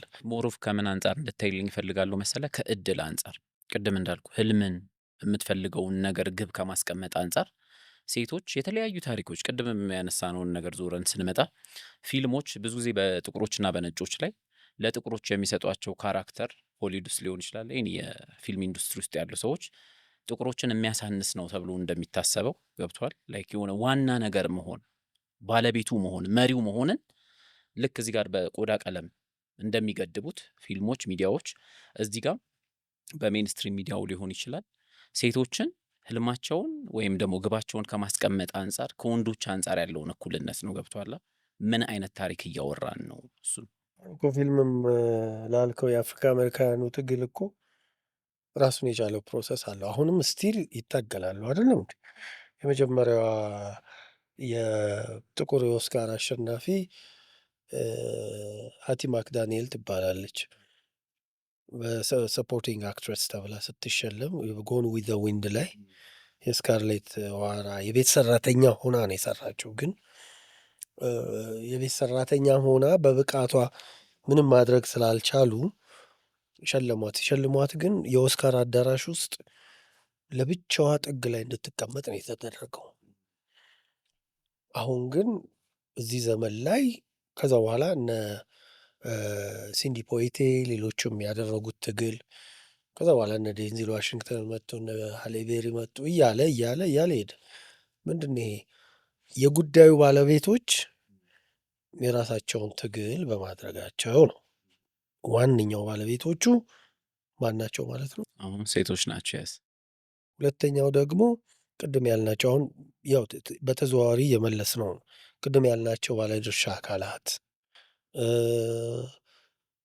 የኃላፊነት ላይ ያሉት የመንግስትም ኃላፊዎች፣ ሌሎችም ጉዳይ የሚመለከታቸው ቤተሰብ። አሁን ወንድ ልጅ ቤት ውስጥ የሌለ ሴት ብቻ እኮ ያለበት ቤት አለ አይደለ እንዴ? ገብተዋል። እነሱስ እንዴት ነው እንዲያድጉ የሚደረጉ? የቤተሰብ ኃላፊነት ትችላለሽ የሚለው ትርጉም ብዙ እየተሞከረ ያለ ሂደት ነው። ለውጦች የሉም ማለት አይደለም። ገብተዋል። ብዙ በመንግስት ኃላፊነት ላይ እኮ ብዙ ሴቶችን አይተናል አይደል? ስለዚህ እንደሚችሉ አሳይተዋል ማለት ነው። በተለያዩ መንገዶች ለውጥ ማምጣት ይቻላል። ቅድም እንዳልነው ሁሉም ሰው ኃላፊነቱን ሚዲያውን በለው መንግስትም በለው ቤተሰብም በለው ትምህርት ቤቶች ተቋማትን በለው የራሳቸውን ኃላፊነት ሲወጡ አወርነሱ ይፈጠራል ማለት ነው። ስናነሳው ነበረ ከዚህ ከማይንድ ሴት ጋር ተያይዞ ተመልሶ አሁንም የምንመጣው ልክ ነህ። ሚዲያው ትልቅ ድርሻ አለው። ፊልሞች፣ ጸሐፊዎች፣ ደራሲዎች ከዛ ደግሞ የጉዳዩ ባለቤቶች ተደምረው ድምሩን ውጤት ያመጣሉ ብለናል። ሶ አብዛኛውን ጊዜ አንተ ሚዲያ ላይ እንደ መስራትህ የሚዲያውን ኢንቫይሮንመንት በደንብ ታውቀዋለህ። ሶ ይሄ የሚዲያ ኢንቫይሮንመንት ቅድም ሶሻል ሚዲያው ብዙ ነገሮችን እየወሰደ ነው። ሶ የምርጫ ችግር ላይ ወድቋል ወጣቱ ብለኸኛል። ትኩረት የማድረግ ችግር ላይ ወድቋል። ብዙ ጊዜ ደግሞ እንደምታየው ደና የሚባሉ ማይንድሴት ላይ የሚሰሩ በተለያዩ ማህበረሰባዊ ጉዳዮች ላይ የሚሰሩ ፕሮግራሞች የእይታ ችግር ሲገጥማቸው ታያለ። ሰዎች ሲያዩዋቸው ስለሆነ በእይታ በቁጥር ስትመዝነው ቁም ነገር የሚያይ ሰው ጠፍቷል እስክትል ድረስ የምርጫ ችግር ውስጥ ይገባል። ዊች ሚንስ በጣም ብዙ የማይረቡ ነገሮች ተመልካች እያገኙ ከሆነ በጣም የብዙ ሰዎች ማይንድ ሴት እየተበላሸ ነው ማለት ነው። ሶ ይሄኛው በሶሻል ሚዲያው መምጣት ብቻም ሳይሆን ሜንስትሪም ሚዲያው ሊሆን ይችላል፣ ወይም ደግሞ ቅድም እንዳልካቸው ኃላፊነት ወስደው መስራት ያለባቸው ሰዎች እየሰሩ ስላልሆነ ነው የሚለውን ወቀሳም ላንደመድም እንችላለን። ኃላፊነት ያለባቸው እሱን ላንደመድም እንችላለን። በሶሻል ሚዲያው ያመጣውን ጎርፍ መቋቋም አቅቷቸው ሊሆን ይችላል። አደሴም ታይም ግን ከዚህ ኮንፊዥን ውስጥ ለመውጣት ምንድን ነው ማድረግ ያለባቸው ወጣቶች? ይሄ ሂውማን ኔቸር ነው። ማነበር ኤለን ማስክ ነው የሾርት ሙቪ ጄኔሬሽን ነው እንደዚህ የሚለው ነገር አለ። ቲክቶክን ማለት ነው። በቃ አጭር ነገር ወደድን። አቴንሽን አሁን እኮ የሚሸጠው አቴንሽን፣ ፕሮዳክቱ አቴንሽን ሆኗል። ከዛ ደግሞ ማህበረሰቡ የሚፈልገው ነገር ሆነ። ገብቶሃል? አሁን ሜንስትሪም ሚዲያው አሉ። አሁን እኮ የምታያቸው ፕሮግራሞች አሉ፣ የምትሰማቸው ፕሮግራሞች አሉ። እኔ የምሰራቸው ፕሮግራሞች ሊኖሩ ይችላሉ። ጥንቅቅ አድርገህ ትሰራቸዋለህ። የተመልካች ድርቅ የምትጠቀመውን ዘመኑ ያፈራቸውን መንገዶች ትጠቀማለህ። ቲክቶክ ትጠቀማለህ፣ ኢንስታግራም አለ፣ ሊንክዲን አለ፣ ኤክስ አለ፣ ፌስቡክ አለ። ከዛ በሱ ፕሮሞት ታደርግና ዩቲዩብ ላይ ትጭናለህ። ላያዩልህ ይችላል ሰው፣ 1000 ሰው ላያይልህ ይችላል። ወራስ ግን የሆነ እንዴት ብዬ ላስቀምጥልህ፣ ኮንትሮቨርሻል የሆነ ይሄ በቃ አከራካሪ ጉዳይ የሆነ ሀሳብ አዎ፣ አሁን ሁሉም ሰው የሚዲያ ሰው ሆኖ የለም። እሱን ደግሞ አቅርበው ብዙ ተመልካች የሚያገኙ አሉ። ይሄ ዘመኑ ያመጣው ሂደት ነው። ምንድነው አሁን ሜንስትሪም ላይ ያሉ ሚዲያው ላይ ያሉ ሚኒስትሪ ሚዲያ ላይ ያሉ ሰዎች አሁንም ትግሉን መቀጠል አለ። በተለያዩ መንገዶች አቴንሽናቸውን ማግኘት ግዴታ ይሆንባቸዋል። ገብቶሃል? መጠቀም ያለባቸውን ነገሮች ሁሉ ተጠቀሙ። ለምን መሰለህ? አንዳንድ ጉዳዮች አልፎ ሀያጅ ናቸው። ከተወሰነ ጊዜ በኋላ ይሰለቻሉ። ከዛ ወደ ተመልሶ አሁን መጀመሪያ ፊልም ላይ አሁን እንግዲህ ያው የፊልም እንደማዋዣ አይደል የምናደርገው። መጀመሪያ የሉሚየር ብራደርስ የሲኒማ ማሳያውን ሲፈጥሩ ፊልም ተሰራ። ፊልም ደግሞ ሳይለንት ኤራ የሚባለው ድምፅ የሌለበት ነበር አይደል? ድምፅ ስለሌለ ሰው ተሰላቸ። ከዛ ቲያትር አለ። ቲያትር ተመልካቹ ወደ ፊልም ሄዶ የነበረው ተመልሶ ቲያትር መጣ። ከዛ ደግሞ ድምፅ ተፈጠረ። ድምፅ ሲፈጠር ደግሞ ሰው ሲኒማ ቤት ሄደ። አሁንም ደግሞ ብላክ ኤንድ ዋይት መሆኑን ሲያይ ደግሞ ሰው መሰላቸት ጀመረ። ከዛ እንደዚህ ከለር መጣ። ከዛ ቴሌቪዥን መጣ። ከዛ ቲያትር እየቀነሰ መጣ። አሁን ግን ምን ይሆናል መሰለህ? ቲያትር አሁን ለምሳሌ የክላስ ጉዳይ ሆኗል። ቲያትር ተመልካች ልክ አሁን ፖፕ ሙዚቃ አለ፣ ጃዝ ሙዚቃ አለ። ገብቶሃል? መምረጥ ነው። ይሄኛው የሚከተለው ይሄኛውን ነው። ሁሉም የአርት አይነቶች ናቸው። ግን በፊት የነበረው ነገር ይጠፋል ማለት አይመስለኝም። ይኖራል፣ ቁጥሩ ይቀንሳል። ቅድም እንዳልነው አንድ ሬዲዮ ስቴሽን ሲኖርና 10 ሬዲዮ ስቴሽን ሲኖር ያለው በዛ መሀል የሚመጡ ፕሮሰሶች አሉ። ይሄ ተፈጥሯዊ ነው፣ ልትቀይረው አትችልም። ግን አሁንም ዞረን ምንመጣው ምንድን ነው? የአንድ ሰው የግለሰብ ምርጫ ላይ እንወድቃለን ማለት ነው። ይሄ ነው እንዴት እኔ አሁንም በቃ ለእኔም አሁን አንተ የምትጠይቀው ጥያቄ ምንድን ነው መፍትሄው? ጊዜ የሚመልሰው ጉዳይ ሊሆን ይችላል፣ አይገባኝም። አሁን ደግሞ በጣም ወደ ተራቀቀው ዘመን እየሄድን ነው አይደለም? ስለዚህ አንዳንድ ፕሮሰሶች አትገድባቸውም፣ አታቆማቸውም፣ ፍሰታቸውን ይቀጥላሉ አይደለም? በዛ ሂደት ውስጥ መሄድ ይመስለኛል። ይህንን ዘመኑ በደንብ ተረድተዋል፣ ይገባኛል። ነገሮችም እየተቀየሩ መሄዳቸው አይቀርም፣ ምንሸሸው ነገር አይደለም። ብርሃኑ ወጣት ሆኖ ወይም ደግሞ አስራዎቹ መጨረሻ ላይ ሆኖ ወይ የኮሌጅ ታይምህ ላይ ሊሆን ይችላል እና በዘመን ተጉዘህ እዚህኛው ዘመን ላይ ወጣት ብትሆን ምን አይነት ሀሳብ ይኖረ ነበር? ምን አይነት ቻሌንጅ ይኖረ ነበር ስታስበው? ሁላችንም በዘመናችን ዘመኑ ልጅ እየተባለን ያደግን ሰዎች ነን። ፍጥነታችን ወጣትነትህ የሚፈቅዱልህ ጉዳዮች አሉ። አዲስ ነገር ለመሞከር፣ አዲስ ነገር ለማየት፣ የመጣውን ነገር ለመቀበል። ገብቶሃል? የዛሬ 20 ምናምን ዓመት ፌስቡክ ሲመጣ ለመቀበል ወጣትነትህ ወሳኝነት አለው አዲስ ነገር ለመሞከር አይደል? እኔ በዘመኔ የምቆጭበት ነገር ምንድነው? ወይም ደግሞ እዚህ ላይ ብሆን ኖሮ ብትል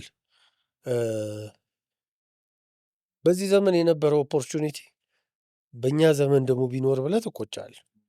ገብቶሃል? አሁንም አለንበት ቱ ሳም ኤክስተንት እንደ ድሮ ፕሮዳክቲቭ ይሆናል ወይ የሚለውን ጉዳይ እኛ እኮ ዘፈን እኮ ከሬዲዮ ስቴሽኖች ላይ እኮ በካሴት ቀርጸን የሚል ሬዲዮ ኬቢሲ የሚባል ሬዲዮ ጣቢያ ነበር ኬንያዋ። እሱን በአንቴና ስበህ የምትሰማበት ጊዜ ነበር። ካሴት ደምስሰው ከቀዱት ሰዎች መሃል ውስጥ አይ አለ እንደሱ አይነት ጉዳዮች አሉ። ምን መሰለህ ያኔ ደግሞ ብዙ ኦፖርቹኒቲ ሲኖርህ ጉልበቱም ኃይሉም አለህ ለመስራትም ትላለህ። በዛ ዘመን የነበረውን ነገር እኛም ያገኘናቸው ከኛ በፊት ደግሞ የነበሩ ሰዎች ያላገኟቸው እድሎች አሉ። ሁሉም በዘመኑ በሚመጣው ነገር ሁሉም በጊዜው ጥሩ ነው። እኔ ይሄኛውን ዘመን ላይ ብፈጠር ብዬ አስቤ አላቅም። የተፈጠርኩበት ዘመን ለእኔ እግዚአብሔር እንድፈጠርበት የፈቀደው ዘመን ላይ ነው የተፈጠርኩት። አሁን አንተ እንግዲህ ሽማግሌ እያረከኝ እንዳይሆን እንጂ የዚህኛውም ዘመን በጣም ወጣት የሚለው እንዳንተ አይነት እድሜ ውስጥ ባልሆንም የዚህ ዘመን ትሩፋት ግን ተጠቃሚ ነኝ። ገብቶሃል? ስለዚህ እኔ የማነጻጽረው ካሴት ሲዲ የሚለውን ኮንሰፕት ከዛ ደግሞ አሁን በስልኬ ላይ ሁሉም ሙዚቃ ነገር የምሰማበትን መንገድ ነው። ገብቶሃል? አየኸው ቴክኖሎጂውን። ስለዚህ በየዘመኑ ሁሉም ጥሩ ነው። በዚህ ዘመን ብፈጠር ኖሮ ሚል ቁጭት ውስጥ አልገባም። አይ ፈተናዎቹን አሁን ለምሳሌ ቅድም እንዳልከኝ ይሄኛው ዘመን በትኩረት ማጣት በጣም የሚፈተንበት ዘመን ነው። የመምረጥ አስቸጋሪነት አለ። ለምን መሰለህ ነገሮች ይኸውልህ፣ ለምሳሌ እኛ አንድ አሳይመንት ሲሰጠን ምንጽፈው በእጅ ነው፣ ምጽፈው በእስክሪብቶ ነው። መደለዝ መሰረዝ አይቻልም። ከሰለዝ ከደረስ ማርክ አለው። እንደገና ቀደህ እንደገና 3 ፔጅ ትጽፋለህ።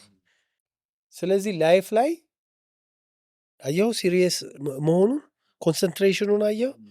አሁን ግን በዚህ ዘመን ትጽፋለህ፣ ትክክል ካልመሰለህ ዴሊት ታደርገዋለህ።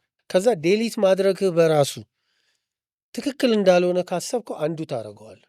ላይፍንም በዚህ መንገድ የሚያዩ ሰዎች አሉ። ሮንግ ነው። ላይፍን አንዱን ልታደርግ አትችልም። ህይወትን አንዱን ልታደርግ አትችልም። በዴሊትና በአንዱ የሚወሰን ህይወት ያለ አይመስለኝም። ስለዚህ አሁን ይሄ ኮንሰንትሬሽን ለምሳሌ ቀጠርከኝ፣ አሁን የያዝከውን ፕሮግራም አውቃለሁ፣ ስንት ሰዓት እንደምትጀምር አውቃለሁ። ስለዚህ 15 ደቂቃ ቀድሜ መጣሁ አይደለም። ይሄ በዘመንህ የተማርከው ዲሲፕሊን ገብቶሃል? ዘመኑ የሰጠህ ነገር ነው። ከዛ ደግሞ አሁን ለምሳሌ እነዚህ የድምፅ መቅረጫው በል የካሜራው የኤዲቲንግ ማሽኖቹ ላይቱ ዘመኑ የሰጠህ ነው። በድሮ ጊዜ ይህን ያህል ሰዓት ቁጭ ብለን ዲስከስ ልናደርግ አንችልም። የሚጠቀሙት የላይት የስቱዲዮ አጠቃቀም ገብቶሃል? ላበላብ ሆነ የምትወጣበት ዘመን ነበር። ገብቶሃል አይደል? በዘመኑ ሁሉም ጥሩ ነው። ቅድም እንዳልኩ ምርጫህን ማስተካከል፣ የተሰጠህን እድል መጠቀም፣ ዘመን ያመጣልህን ጥሩ ነገር ተቀብለህ ወደ ራስህ ህይወት ማምጣት ነው። ልክ ነህ። ይህንን የጠየቅኩ ምንድን ነው ብዙ ጊዜ አሁን ቅድምም ብለዋል የእኛን የፖድካስቱን ዓላማ የእኛ ጊዜ ብለን የምንለውን ታይም ብዙ ጊዜ ሰዎች ይሄ ዘመን በቃ ሁሉም ነገር አልቋል፣ ተወዷል፣ የሆነ ነገር እንዳለቀ አይነት የሚሰማው ብዙ ሰው አለ። ገባ? ወይም ደግሞ የሚታዩት ሁኔታዎች ለመስራትም ለመማርም የውድድሩ መብዛት፣ የኑሮ ውድነቱ መጦዝ ምናምን ብቻ አጠቃላይ አገራዊ ሁኔታችንን ስታየው ወደ ተስፋ መቁረጥ መሄድ አለ። ገብቷላ? ሶ ሁሉም ነገር ድሮ ላይ እንደቀረ ማሰብና አሁን ያለው ጊዜ ደግሞ በጣም አስቸጋሪ እንደሆነ ማሰብ አለ። ሶ እድሉን የማየትን በር ለመክፈት ይሄ ያንተ ሀሳብ ነው ወይስ እንደው ጀነራል ሀሳብ ነው የምታነሳልኝ? አይ የኔ ሀሳብ ሳይሆን ንባቤ የኔ ንባብ ነው የምነግርህ። አዎ። አካባቢ ላይ ግን ይኸውልህ ወጣቶችን ተስፋ መቁረጥ አሁን ለምሳሌ ተስፋ መቁረጥ የምትለው ጉዳይ በምንድን ነው ተስፋ የምትቆርጠው? አሳይመንት ተስፋ ይቆረጣል። መቼ እንግዲህ ይቆረጣል ከተባለ መቼ? ሞክረህ ከዛ የያሬድን ታሪክ አለ አይደለም? ትሏ ወድቆ 7 የተነሳበት ጊዜ ወድቃ የተነሳችው ሂደት አለ። እንደኔ የተሰጡህን ኦፖርቹኒቲዎች መፈለግ ይመስለኛል። አሁን እኮ ድሮ ቢከፋህ እንኳን ጓደኛ ፈልገህ ታማክራለህ አይደል እንዴ? የት አዲስ አበባ ኢትዮጵያ ውስጥ ምናምን። አሁን እኮ በዓለም አቀፍ ደረጃ ዓለም የምትሄድበትን ፔስ የምትረዳበት ዘመን ላይ ነው። ተስፋ መቁረጥ የምትለው ነገር አሁን አንድ ፕሮግራም ሰርተን ነበረ። አይተው እንደሆነ በ16 በ18 ዓመታቸው ስለ ሞት የሚያስቡ ልጆች በቃ መሄድ ሳይሻል አይቀርም የሚሉ ጉዳዮች። ለዛም ነው የጠየቅኩህ። አሁን የሚገርም በዚህ ወር እኔ የሰማሁትን ኤግዛክትሊ የማውቃቸው 2 ሰዎች ነው የምነግርህ። ሌላ ደግሞ በሰው የማውቃቸው የራስ ማጥፋት ቁጥር መብዛት።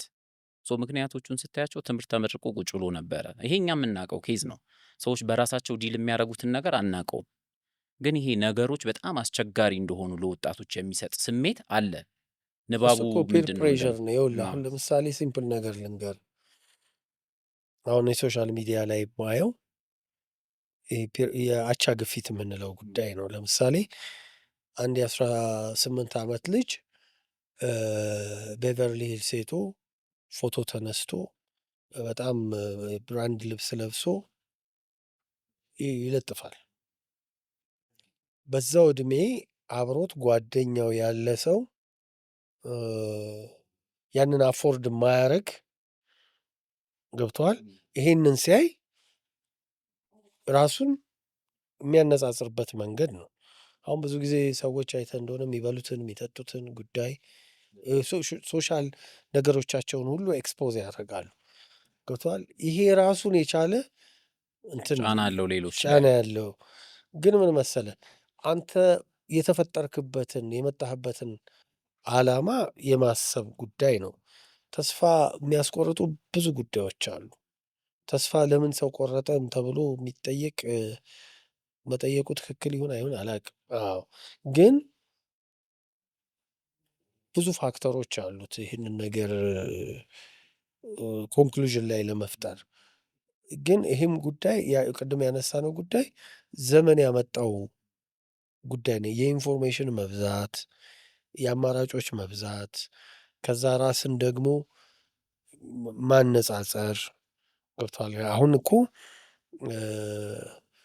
ድሮ ጎረቤትህን ከፍ ሲል ያክስትህን ልጅ እንደዚህ ያልክ ነው ንጽጽርህ ቅርብ ነበር። አሁን ንጽጽሩ ዓለም አቀፋዊ ነው፣ ድንበር የለውም። ስለዚህ እነዚህ ጉዳዮች በጣም ያሳስባሉ፣ የእውነት ማለት ነው። የእውነት ግን እኔ አሁን ብዙ ዓመት ከእንደዚህ አይነት ብዙ ተስፋ የቆረጡ ልጆች 1 3 4 ልጆች ኮሌጅ ታይም ላይ አውርቻቸው አውቃለሁ። አንድ ሰዓሊ ልጅ አለማየሁ ዳርሰማ የሚባል ልጅ በጣም ብዙ በህይወቱ ብዙ ፈተና የገጠመው አእምሮ ችግር እስኪፈጥርበት ድረስ ግን አሁን እሱ ማስተርሱን ሰርቶ ገብተዋል። እንደገና አሁን ቴራፒ ላይ ነው የሚሰራው በስዕል ገብተዋል። እኔ አንድ ልጅ አጋጥማኛለች ራሷን ለማጥፋት ስትሄድ ወደ ጫካ ቅድም ያልኩ አክሲደንት ይህንን አውርቼው አላውቅም እኔ ለሰው አክሲደንት ነው ሬዲዮ ምልህ እያለፈች ሱቅ ውስጥ እኔ ኮሌጅ ታይምን ስሰራ ትሰማኛለች። በጣም በሚገርም ሁኔታ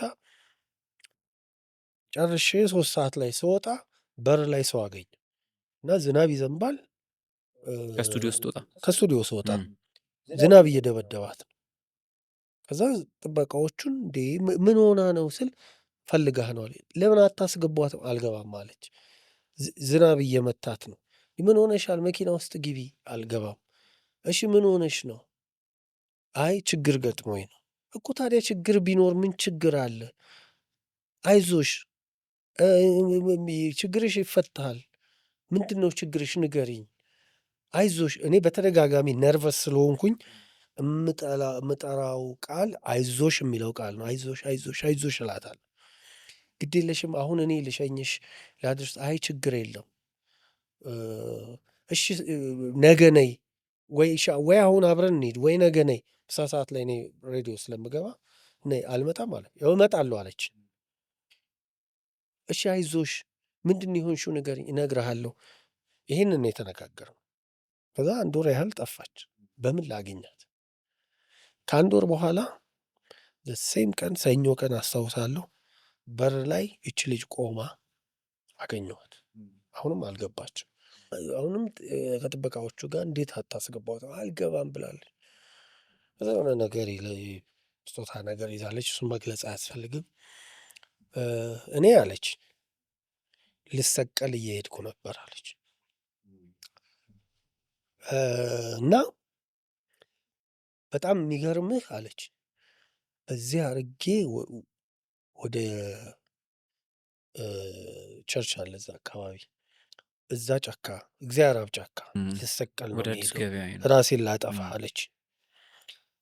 ሳልፍ ሬዲዮ ሰማሁ አለች እና ለምን ይህን ልጅ አላወራውም ምናምን ብዬ መጣሁ አለች።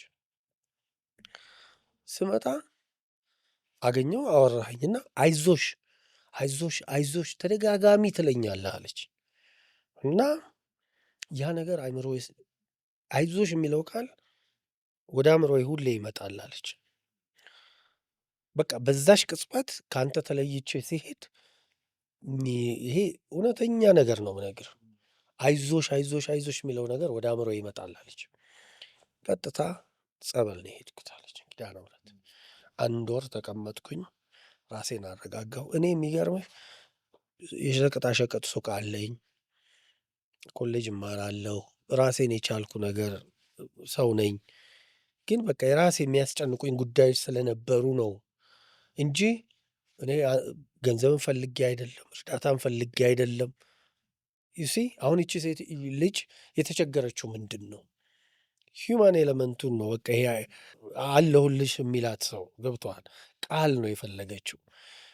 ስለዚህ አሁን ብዙ ሼር የምታደርገው ታሪኮች አሉ፣ ሰዎች አሉ የምታወራቸው።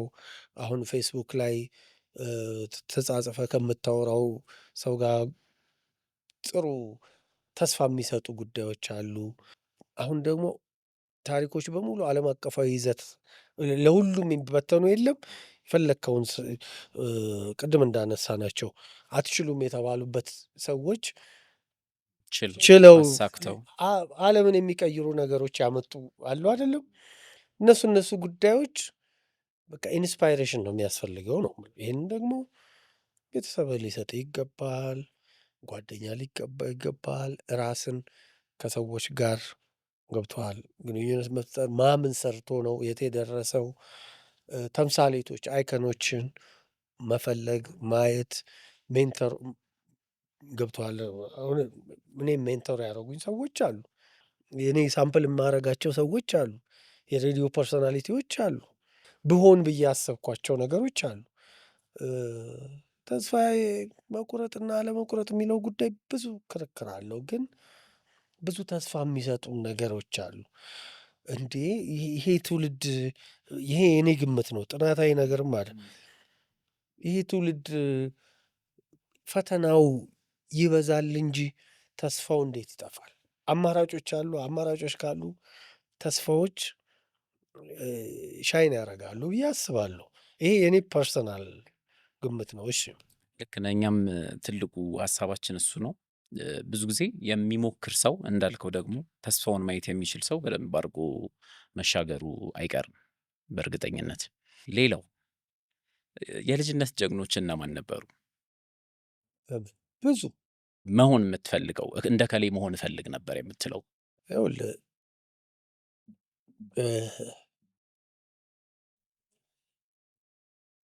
እኔ መሆን ለምሳሌ ቅድም እንዳልኩህ የራሴ የሬዲዮ ፕሮግራም እንዲኖረኝ ይፈልግ ነበር።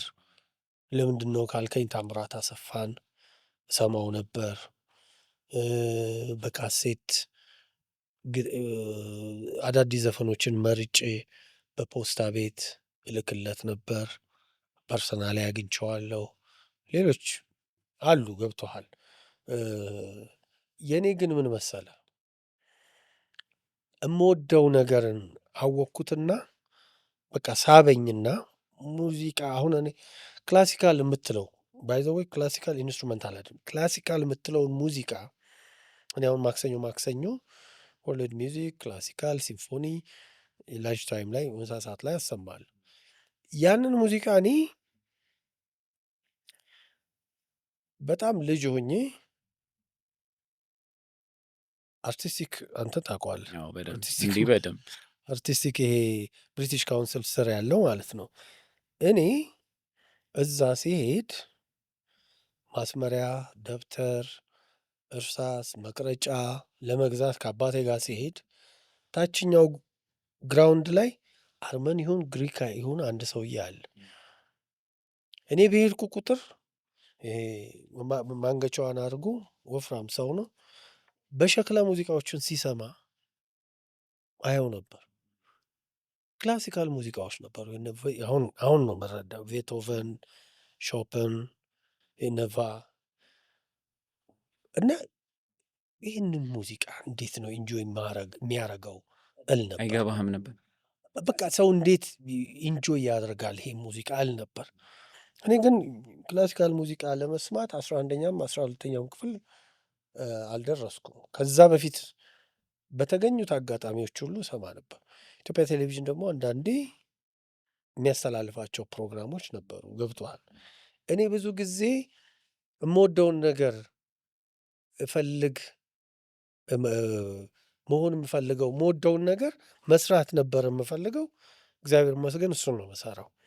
ስለዚህ የምወደውን ነገር ይሰሩ የነበሩ ሰዎች በሙሉ እኔን ኮንቪንስ ያደረጉኝ በቃ በስማም ያልኩላቸው ገብቶሃል። እንደዚህ አክት ይደረጋል፣ እንደዚህ ሬዲዮ ይሰራል፣ እንደዚህ ዜና ይነበባል፣ እንደዚህ ፕሮግራም ይቀረጻል ብዬ ማስባቸው ሳያቸው በጣም ኢምፕሬስ ያደረጉኝ ሰዎቹ ሁሉ የኔ አይከኖቼ ናቸው። ከዛ በኋላ ደግሞ አግኝተሃቸዋል ብዙዎቹን። በተለይ ደግሞ ዓለም አቀፍ የሆኑትን እንዳለ ጠቅላላ የሬዲዮ ትልቅ ጥቅሙን ልንገርህ፣ የልጅነት ጀግኖችህን ታገኛቸዋል። ኢንተርናሽናሊም አገር ውስጥ እኔ በፊት ገና ድሮ እንግዲህ በጣም ትንሽ ልጅ ሆኜ የሴሊንዴንን ታሪክ እኮ ተርጉሜ ጽፌ ለ120 ለግርማ ደገፋ ልኬለት እኮ ግርማ ደገፋ 2 ሳምንት ያን ፕሮግራም ሰርቶ እኮ እኔ ስሜ ቴሌቪዥን ላይ ሲጠራ የነበረኝን ነገር አውቃለሁ። ግርማ ደገፋ ያኔ እንግዲህ ከአድማስ ባሻገር የሚል ፕሮግራም ነበረው። አየኸው፣ በጣም ትልቅ ነገር ነው። ከዛ እነ ጌታቸው ማን ጉዳይ አሉ፣ ተፈሪ አለሙ አለ፣ መዓዛ ብሩ አለ። እነሱ ደግሞ እኮ አብረሃቸው ሰራ ፕሮግራም እንዴት እንደሚሰራ፣ ኤዲቲንግ እንዴት እንደሚሰራ፣ ኢንተርቪው እንዴት እንደሚደረግ አየኸው። ከዛ ከዚህ የበለጠ ይሄ ሁሉ አንድ እንዲህ ነው ብለህ ነቅሰህ የምታወራው አይከን ወይም ጀግና ባይኖርም በጣም በጥበቡ ሁሉ በስነ ጥበቡም፣ በኪነ ጥበቡም፣ በስነ ጽሁፉም፣ በሚዲያውም ኤክሴል ያደረጉ ሰዎች በሙሉ የኔ አይከኖቼ ናቸው።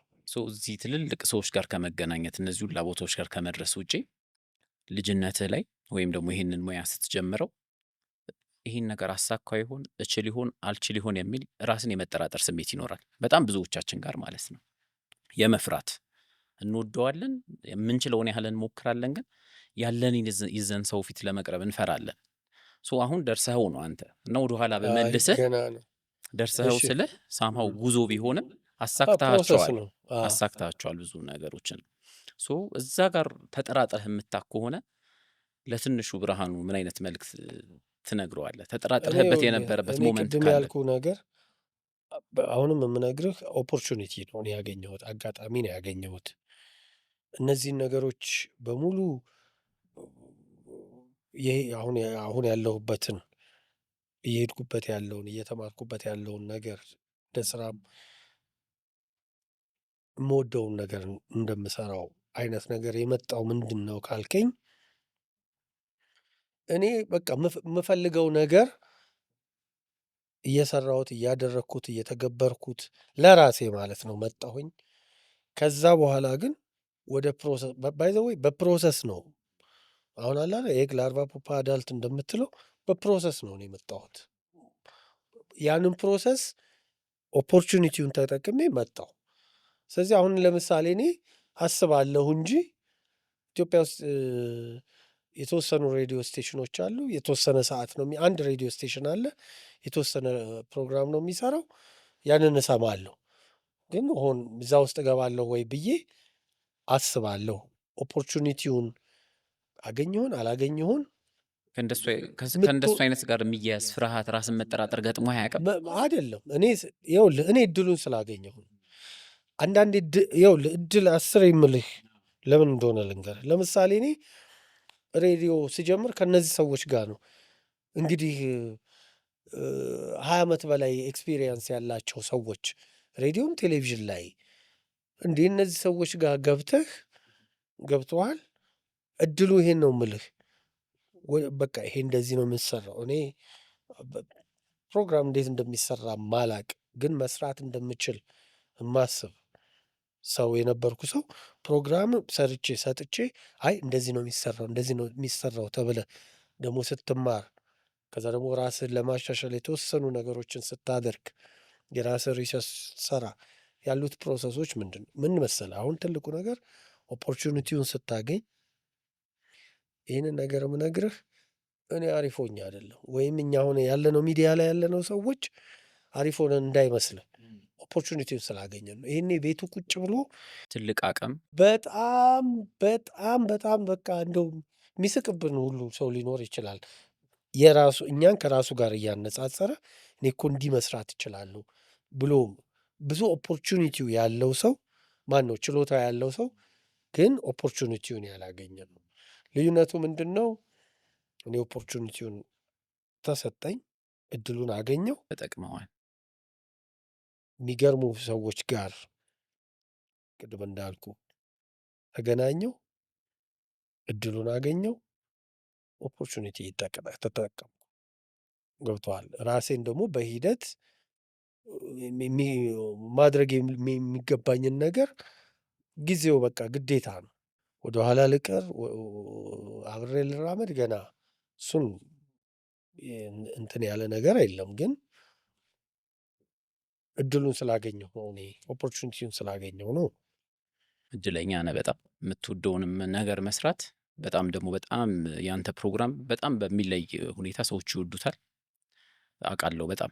እና ድምፅህ ደግሞ በጣም ሌላው አነጋጋሪው ነገር ስለ ድምፅህ ነው። ብዙ ጊዜ ሰዎች ድምፃቸውን አይተው አንተ እኮ ዘፈን ብትሞክር ምናምን ይባላሉ። ድምፅህ ወደ ሬዲዮ መርቶሃል ወይስ ፍቅርህ ነው የሙያውን ፍቅር ነው ወደ ሬዲዮ የመራ? እኔ ሬዲዮ ድምፅም እንዳለኝ አላውቅም።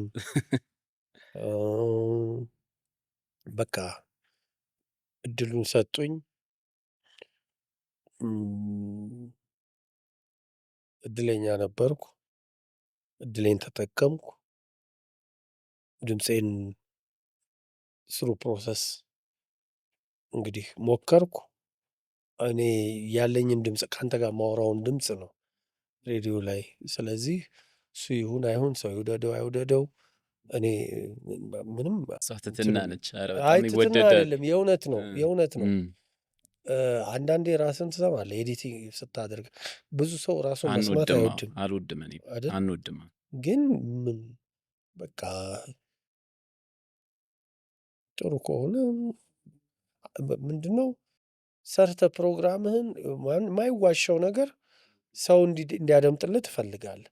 አንድም ሰው 10ም ሰው 50ም ሰው አደመጠህ ለአንተ ደስ ይላል። ገብተዋል። አንዳንዴ ደግሞ ሲነገርህም ስትሰማ ደስ ይላል። በአንጻራዊ ደግሞ ትችቶችንም ሲመጡ በደንብ መቀበል አለብህ። እነሱ ለውጥ የሚያመጡት እነሱ ናቸውና ነው። ግን ምንድነው እንዳልከው ሁሉንም ሰው ማስደሰት አትችልም። ሁሉንም ሰው ታስደስታለህ፣ ሁሉንም ሰው ታስከፋለህ ማለት አይደለም። ይኸውም ያንተን ፕሮግራም ፈልጎ የሚሰማ አለ፣ በአጋጣሚ የሚሰማ አለ። ግን ምንድነው 10ም ሰው 50ም ሰው ቅድም እንዳልኩት ሰማህ፣ የሰራኸው ሰው ያዘጋጀውን ምግብ ሲበሉለት ደስ እንደሚለው ያ ደስ ይላል። እውነት ነው። ሰው የሰራውን ሲበሉለት የወለደውን ሲስሙለት ደስ ይለዋል ይባላል። ብሬ ስለመጣህ በጣም በጣም በጣም ነው የምናመሰግነው። እስካሁን የነበርነው ደግሞ የኛ ጊዜ ላይ ነው። ቅድም አንተ ስለ እድል ብዙ ነገር ብልሃል። እድሉን በደንብ በአግባቡ ተጠቅሜዋለሁ፣ የገጠሙኝን ሰዎች የገጠሙኝን ጊዜ ብልሃል።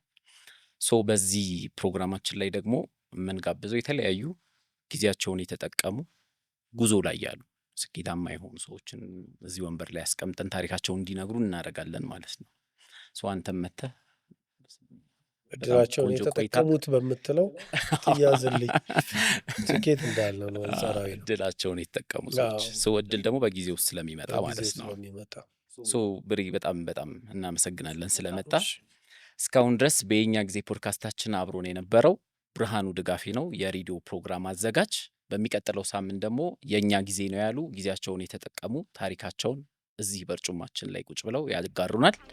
የሚቀጥለው ሳምንት አሁን እኔ ከክፍለ ሀገር የመጣሁት ለህልሞቼ ከላይ ልድረስ ቆይ ጠንክሬ ልስራ። የኛ ጊዜ አይደለም ለምን ብዬ ልፍራ? ስንፍናውን ለማሸነፍ ለህልሙ ሲነሳ የተፈተፈረ መጣ በረከቱ በዛ። ያዘው ያዘው ያዘው በለው በለው በለው ያዘው ያዘው ያዘው በለው በለው በለው ናና በላው አመለጠ በላው አመለጠ በላው አመለጠ ነይ ነይ ሰዓቱ ደረሰ ሰዓቱ ደረሰ ሰዓቱ ደረሰ